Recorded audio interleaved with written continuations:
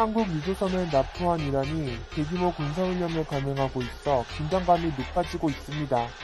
해상에서는 700여 척의 중소형 함정을 동원해 훈련을 진행하고 있습니다.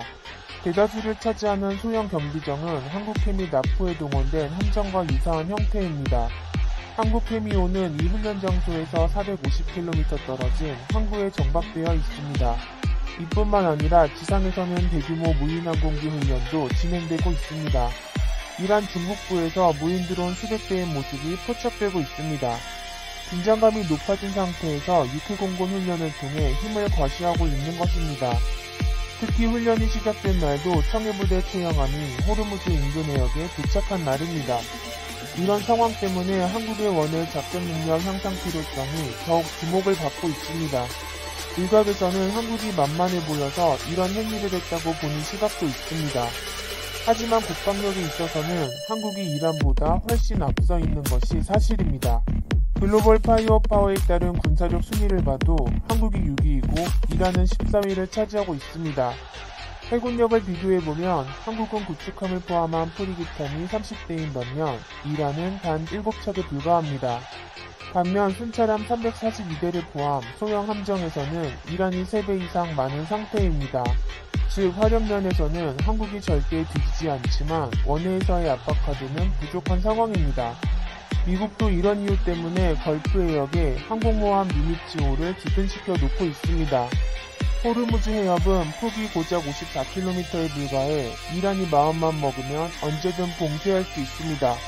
전세계 해상 원유 수송량의 3분의 1을 담당하는 육품지이기 때문에 분쟁도 잦은 곳입니다.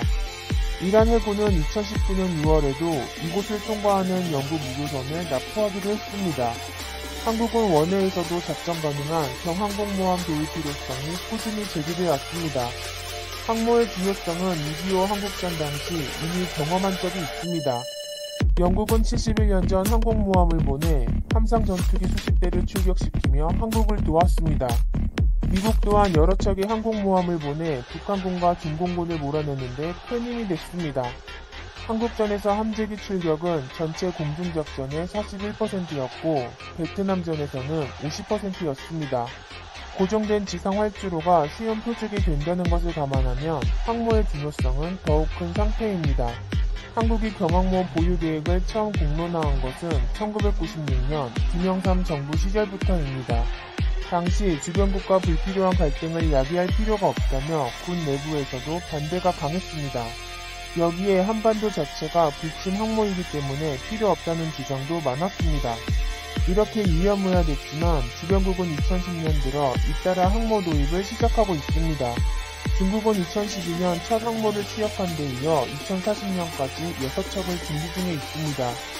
일본마저 이즈모와 가가함을 경항모로 개조하는 작업을 시작하고 있습니다. 항모 보유 유무는 전투기 작전 범위를 확대시키는 데도 큰 역할을 합니다. 현재 F-15K 작전 시간은 독도 상공 기준으로 30분, 이어도는 20분입니다. 한국이 도입 중인 F-35 전투기 또한 항속거리가 2200km에 불과해 멀리 나갈 수가 없습니다. 그렇다고 한국의 미사일 사거리가 무제한인 것도 아닙니다.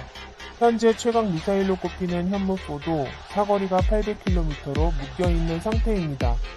이 때문에 원해작전을 위해서라도 항모가 더욱 필요하다는 분석입니다.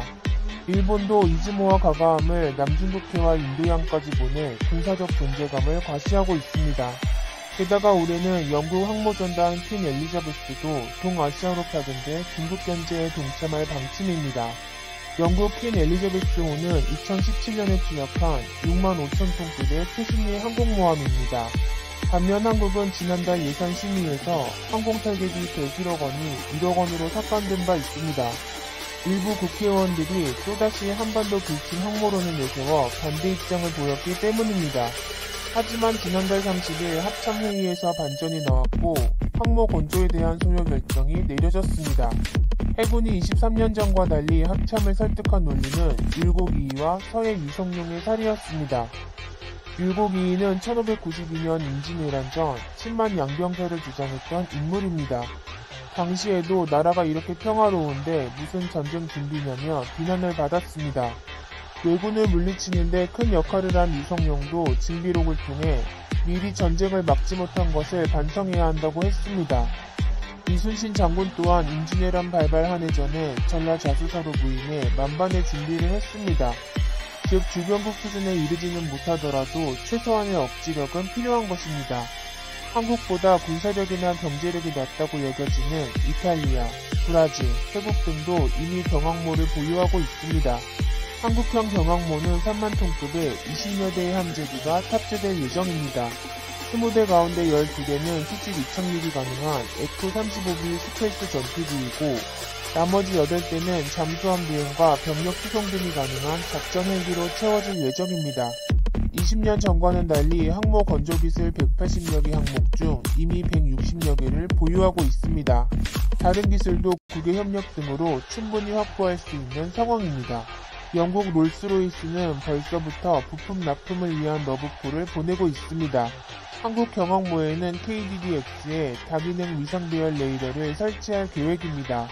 함대공 유도탄 방어 무기도 모두 국산으로 단다는 원칙을 세우고 있습니다. 이렇게 경항모 도입에 약 2조 원이 투입되고 2033년 취역을 목표로 하고 있습니다. 이것이 해군이 구상하고 있는 항모 전투단의 모습입니다. 2011년 아덴만 소말리아 해적 배치에 청해부대 최영함이 혁혁한 공을 세웠다면 더 큰 범주의 작전에는 항공모함이 큰 힘이 될 것입니다.